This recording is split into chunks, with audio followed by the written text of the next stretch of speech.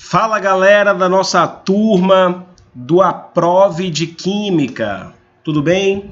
Aqui mais uma vez é João e como eu disse a você na nossa última aula, eu vou deixar essa aula aqui já preparada, já gravada, caso a gente não consiga realmente fazer as nossas apresentações aí no Microsoft Teams, em virtude aí desses probleminhas que estamos verificando no dia de hoje. Então, já deixar gravado aí, porque aí seu estudo não fica prejudicado, a gente avança com tranquilidade. Tudo bem?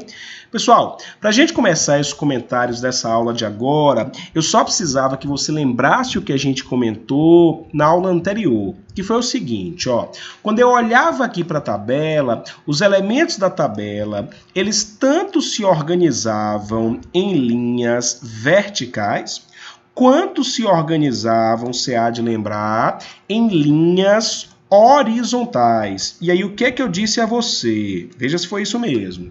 As linhas verticais, as verticais, são chamadas de grupos ou famílias. E os elementos de um mesmo grupo, os elementos de uma mesma família, eles apresentavam o mesmo número de elétrons na última camada, na camada de valência. Por outro lado, as filas horizontais são chamadas de períodos ou séries. E os elementos de um mesmo período tinham o mesmo número de camadas. Lembre, inclusive, que a gente usou o sinônimo, você que tiver em dúvida, é só conferir o vídeo da aula passada, ou eu chamo de camadas, ou chamo de níveis de energia. Tanto faz, pode ficar à vontade. E é exatamente a partir disso que o nosso comentário dessa aula começa, ó. Me permita tirar esses dois destaques que eu fiz aqui. E aí, o que eu queria de você por hora, ó? Os períodos, as linhas horizontais da tabela, são no total de 7. E o que a gente lhe mostrou? Imagine que eu pedisse, ó. Eu nunca ouvi falar, sei lá, do vanádio. Inclusive, utilizamos até esse exemplo, se não me engano. Mas o fato do vanádio pertencer ao quarto período, isso me garante que o vanádio tem 4 camadas. É como se eu dissesse assim, ó, se eu quisesse representar um átomo de vanádio, eu deveria fazer da seguinte forma, vê se você entende, ó, é como se o vanádio tivesse um núcleo, olha o que eu estou escrevendo, o vanádio ele tem um certo núcleo, lembre que no núcleo estão as partículas de carga positiva, que são os prótons, e as partículas sem carga, que são os nêutrons. Então, o vanádio ele tem um certo núcleo, e como eu sei que ele pertence ao quarto período, esse vanádio tem 4 camadas. Então, vou escrever assim, ó. É como se eu dissesse que o vanádio tem uma primeira camada. Olha aqui, ó.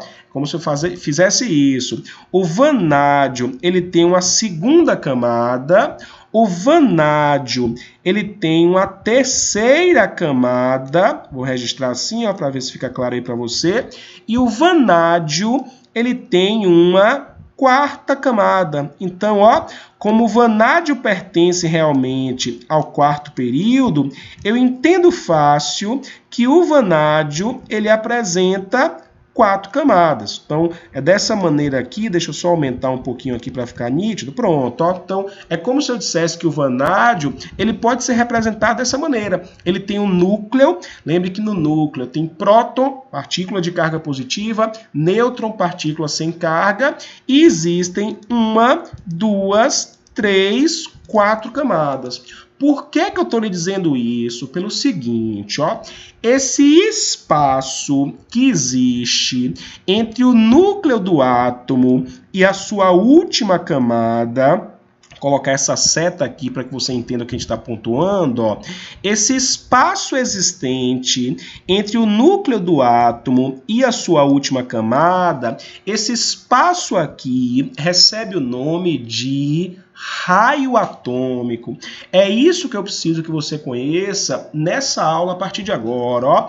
Esse espaço, a distância compreendida entre o núcleo do átomo e sua última camada, essa distância é o raio. Por isso, me permita colocar aqui, eu vou colocar numa folha em branco, ó. Então, o primeiro comentário que eu quero fazer com você é sobre o raio atômico.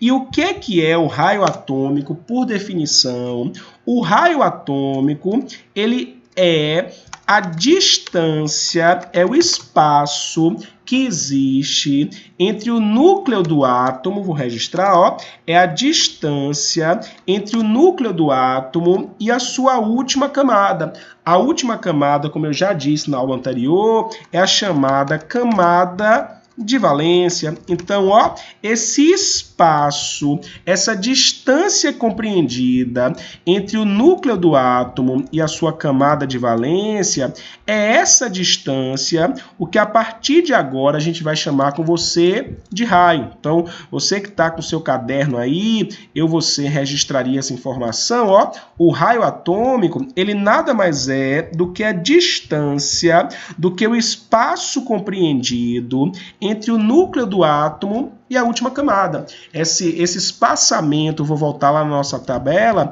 esse espaçamento entre o núcleo do átomo e a última camada é o raio. E aí o que é que eu preciso que você pense? Você que está do outro lado aí já deve ter pensado. Se esse raio é a distância entre o núcleo do átomo e a última camada, de maneira bem simples, eu entendo que o raio ele depende do número de camadas, porque imagine, ó, esse aqui que eu representei, que foi o vanádio só tem 4 camadas, beleza. Mas se eu colocasse aqui uma quinta camada, olha como isso é bem intuitivo. Se eu coloco aqui uma quinta camada, obviamente você pensa que o raio agora passa a ser maior. Então, se existisse uma quinta camada, o raio seria maior ainda. Se eu registrasse para você, ó, uma sexta camada, sei lá, se eu coloco aqui uma sexta camada, o raio, essa distância entre o núcleo e a última camada, essa distância seria maior ainda. Ó, só sinalizando aqui para você, perceba que a distância vai ficando maior. Por isso que, na verdade, eu vou escrever aqui, ó, o raio, ele depende a princípio, vou colocar como número 1, o raio depende do número de camadas, e registre no seu esquema, depende do número de camadas de maneira direta. O que isso significa? Que quanto maior for o número de camadas, maior será o raio. A primeira coisa realmente que influencia no raio é o número de camadas. E esse número de camadas influencia no raio de forma direta. Quanto mais camadas o átomo tiver, maior tende a ser o raio. E aí, como é que eu comparo isso a nível de prova? Ó, imagine que eu pedisse para você comparar, deixa eu só tirar aqui para a gente não confundir. Imagine que eu pedisse para você comparar, sei lá, o berílio, me ajude, eu quero comparar o berílio com o estrôncio. Vamos embora você. Entre berílio e estrôncio, qual deles tem maior raio? Tenho certeza que você já concluiu. O estrôncio. E por que o estrôncio tem maior raio? Porque o estrôncio tem maior número de camadas. Se você parar para pensar, ó, o estrôncio é do 5º período, então o estrôncio tem 5 camadas. O berílio é do 2º período, ele só tem 2 camadas. Então, como o estrôncio, vou escrever inclusive, como o estrôncio tem maior número de camadas, vou registrar aqui, ó, como o estrôncio apresenta maior número de camadas, por possuir maior número de camadas, ele também tem maior raio atômico. Então, é dessa forma aí que você diferencia o raio baseado no número de camadas. Como o estrôncio realmente tem maior número de camadas, é de se esperar que o raio atômico dele seja maior. De maneira semelhante, ó, se eu pedisse para você comparar, sei lá, vou circular aqui, eu quero comparar o cloro, vou até mudar a cor aqui do meu círculo para que você enxergue, pronto, fica melhor assim. Eu quero que você compare o cloro com o iodo. Preciso da sua resposta aí do outro lado, você que está acompanhando.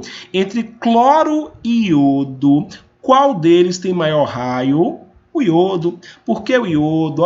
Porque o iodo, como pertence ao quinto período, o iodo tem 5 camadas.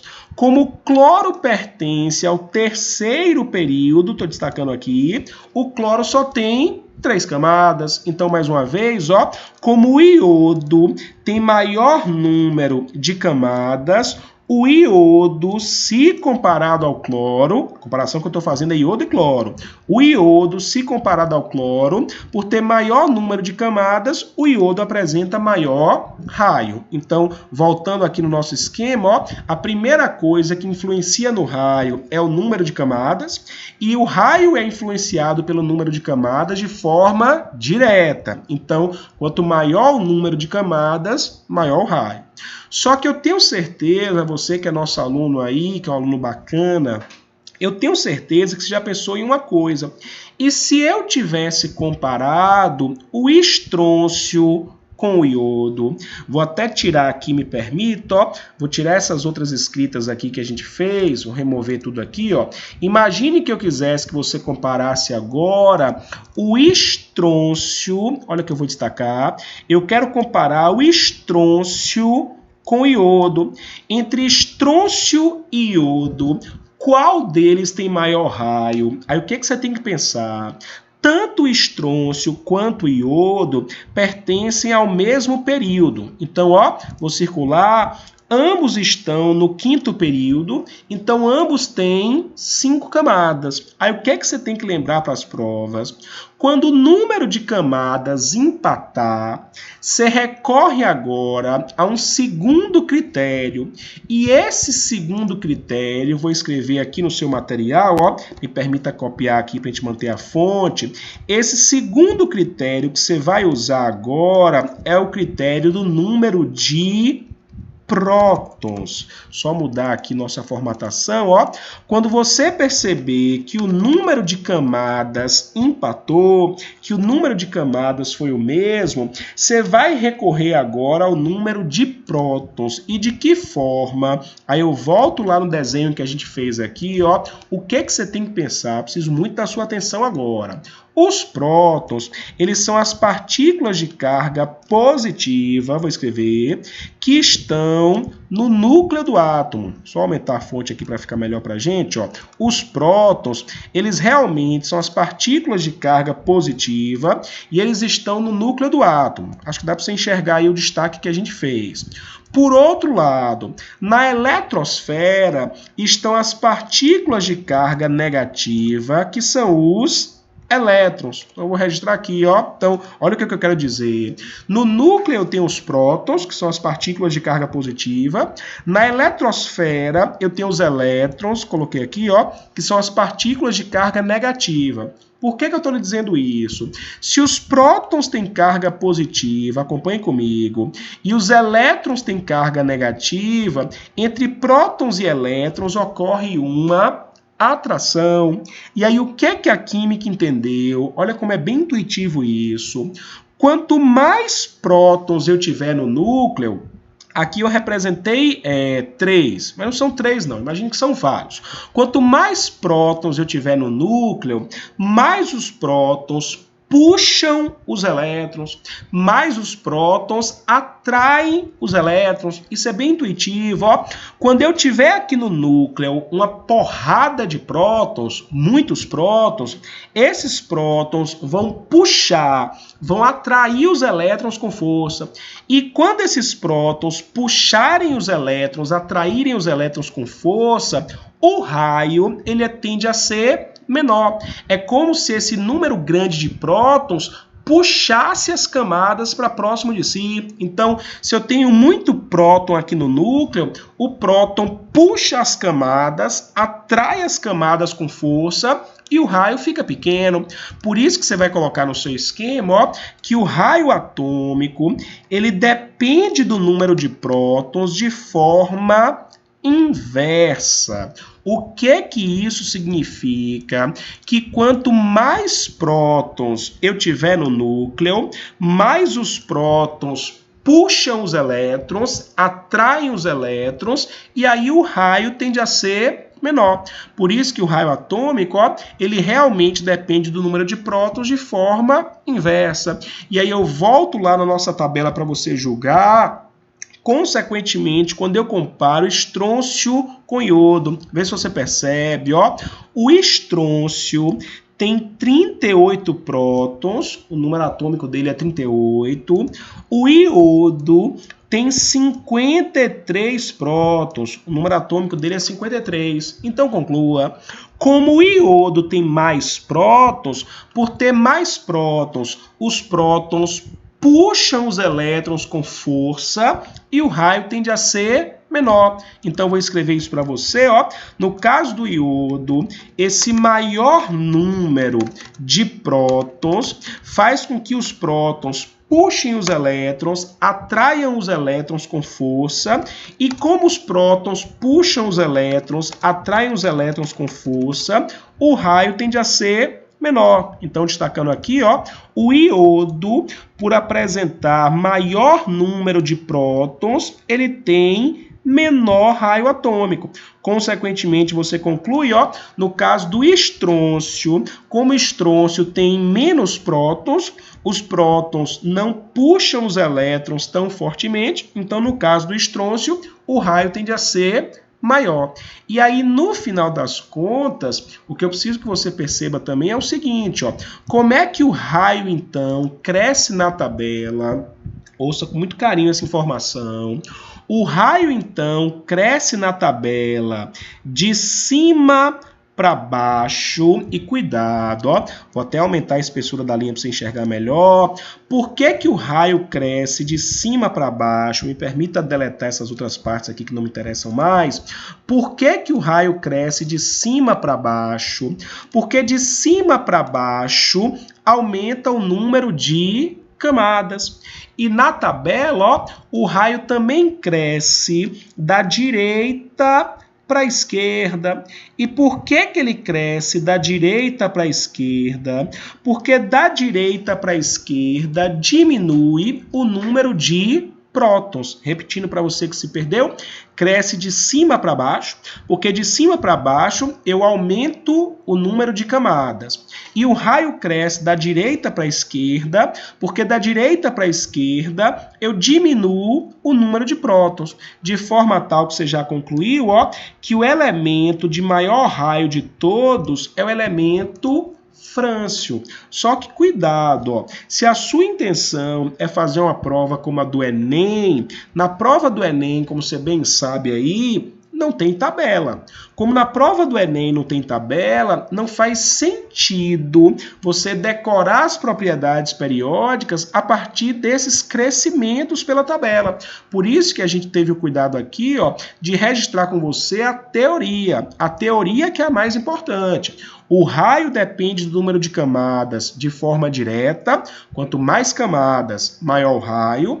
E o raio depende do número de prótons de forma inversa. Quanto mais prótons, mais os prótons puxam os elétrons com força e o raio tende a ser menor. Então, é essa perspectiva teórica a coisa mais importante para a gente. Beleza. Uma vez que eu reconheço isso aí, ó, aí eu volto aqui na sua tabela, e aí me permita tirar esses comentários aqui, tirar essas setas todas. Eu volto aqui na tabela e vou pedir para você comparar dois elementos. Qual é a comparação que eu quero que você faça? Ó, eu quero que você compare, sei lá, o berílio, vou escrever aqui, quero comparar o berílio com o bário. É um exemplo suficiente para a gente ilustrar a nossa próxima situação. Ó, comparando berílio e bário. Entre berílio e bário, me ajude com o gabarito aí do outro lado, pense comigo. Entre berílio e bário, qual deles tem maior raio? O que você me diria? Bário. E por que que o bário tem maior raio? Porque o bário tem maior número de camadas. O bário aqui está no 6º período, tem 6 camadas. O berílio aqui está no 2º período, só tem 2 camadas. Então, o bário, se comparado ao berílio, o bário tem maior raio. Por que que eu estou lhe dizendo isso? Porque agora eu vou precisar que você construa aí no seu esquema uma progressão. Qual é a progressão? Bora comigo. Ó. Eu vou escrever assim. O bário, se comparado ao berílio, o raio do bário ele é grande. Então, ó, o bário tem um raio grande, se comparado ao berílio. Beleza. Aí qual é a outra informação que eu preciso de você? Se o raio do berílio é grande, pense comigo, os elétrons estão afastados do núcleo. Ó, como o raio do berílio é grande, os elétrons dele estão muito distantes, muito afastados do núcleo. Mas se os elétrons estão afastados do núcleo, os elétrons estão sendo pouco atraídos, registre no seu esquema, os elétrons são pouco atraídos pelo núcleo. De novo, ó, como o raio dele é grande, o elétron está afastado do núcleo. Se o elétron está afastado do núcleo, o elétron está sendo pouco atraído pelo núcleo. E concluo uma outra informação. Se o elétron está sendo pouco atraído pelo núcleo, vai ser fácil tirar esse elétron dali. Então, vou registrar, ó, é mais fácil remover os elétrons. Esse desenvolvimento aqui, ele é bem intuitivo. De novo, ó, se o raio do bário, se comparado ao berílio, se o raio do bário é grande, os elétrons estão afastados do núcleo, os elétrons estão sendo pouco atraídos pelo núcleo, por isso que tirar um elétron dali é relativamente fácil. Como tirar um elétron dali é relativamente fácil, a última informação que eu preciso que você tenha é que eu vou precisar, então, de pouca energia para tirar esse elétron. E essa energia necessária para tirar o elétron é o que a química chama de energia de ionização. Então, de novo, ó, o raio do bário ele é grande. Como o raio do bário é grande, os elétrons estão afastados do núcleo. Se os elétrons estão afastados, eles estão sendo pouco atraídos pelo núcleo. Consequentemente, tirar um elétron dele é fácil. Como tirar um elétron dele é fácil, eu preciso de pouca energia para isso. Por isso que o bário, ó, ele tem baixa, registre aí no seu esquema, energia de ionização. É essa conclusão que eu tenho que perceber, ó. Quando eu analiso uma situação como essa, eu concluo que quando o raio, vou colocar até de negrito aqui para chamar a sua atenção, que quando o raio for grande, tirar o elétron é fácil. Como tirar o elétron é fácil, elementos que apresentam raio grande, eles têm baixa energia de ionização. É exatamente esse o desenvolvimento aqui, ó, que eu preciso que você tenha. E aí, de maneira semelhante, eu vou fazer aqui uma análise parecida, só para a gente deixar bem formalizado no seu esquema, para o berílio. Como é que seria uma análise parecida para o berílio? Me ajude, ó. O berílio, se comparado ao bário, o berílio tem um raio pequeno, tudo bem? Então, o raio do berílio, se comparado ao bário, o raio do berílio ele é pequeno, beleza. Mas se o raio dele é pequeno, trocar a cor aqui para ficar igual ao anterior, se o raio dele é pequeno, os elétrons estão próximos ao núcleo, vou registrar aqui. Como os elétrons estão próximos ao núcleo, olha a próxima informação, os elétrons estão sendo muito atraídos pelo núcleo. Ó, como os elétrons estão ali colados ao núcleo, eles estão sendo muito atraídos pelo núcleo. E uma vez que eles estão sendo muito atraídos pelo núcleo, tirar um elétron dele é difícil. Eu vou colocar aqui, ó, é mais difícil, vou registrar, é mais difícil retirar o elétron, é mais difícil remover o elétron. E uma vez que é mais difícil remover os elétrons, o que você conclui? Que a energia necessária para isso vai ser maior. De novo, ó, o raio dele é pequeno. Como o raio dele é pequeno, os elétrons estão próximos ao núcleo. Se os elétrons estão próximos ao núcleo, os elétrons estão sendo muito atraídos pelo núcleo. Uma vez que os elétrons são muito atraídos pelo núcleo, tirar o elétron dali é difícil, eu vou precisar de muita energia, por isso que esse elemento aqui, ó, ele deve apresentar, obviamente, comparando com o bário, uma alta energia de ionização. É esse o desenvolvimento, então, que eu vou precisar que você tenha a partir de agora. Ó. O raio, ele tem muito vínculo com a energia de ionização, com a energia necessária para remover os elétrons. Só aumentar aqui nossa fonte. Ó. Então, como é que eu concluo? No caso do berílio, insisto, como o raio foi pequeno, o elétron está próximo, o elétron está muito atraído pelo núcleo, é difícil tirar o elétron. Como é difícil tirar o elétron, a energia de ionização tem que ser alta. E aí, o que é que eu preciso que você conclua por fim? Ó? Quando o raio, então, é pequeno, vou circular aqui, eu concluí que a energia de ionização tem que ser maior. Por outro lado, quando o raio é grande, tirar o elétron é difícil, por isso que a energia de ionização tem que ser menor. Ou seja, se quando o raio é pequeno, a energia de ionização é alta, quando o raio é grande, a energia de ionização é baixa, eu concluo que raio e energia de ionização são inversamente proporcionais. Como raio e energia de ionização são inversamente proporcionais, como é que a energia de ionização cresce? Recorde, se o raio crescia da esquerda para a direita, então a energia de ionização ela deve crescer da direita para a esquerda. Se o raio crescia de cima para baixo, a energia de ionização deve crescer de baixo para cima.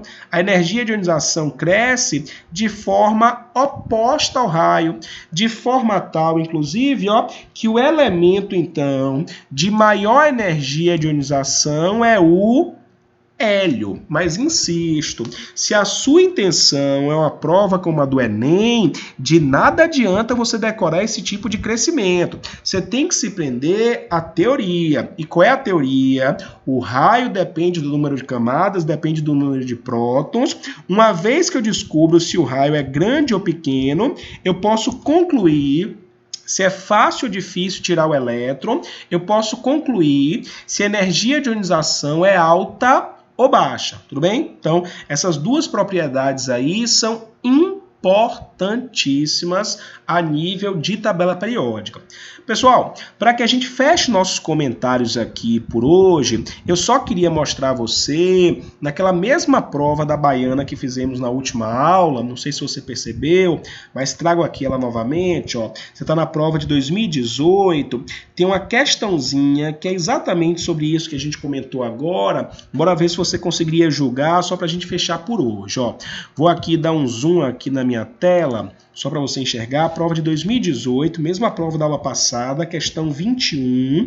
Eu quero que você vá agora para a alternativa, para a letra C.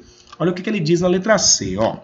O raio atômico, vou destacar aqui, o raio atômico do cromo é maior do que o raio atômico do molibdênio. Inclusive, ó, a gente fez na aula passada a proposição anterior, que foi a letra B. Estamos agora na letra C. E os elementos são os mesmos cromo e molibdênio. Vou tirar o zoom aqui, ó, só destacando a você.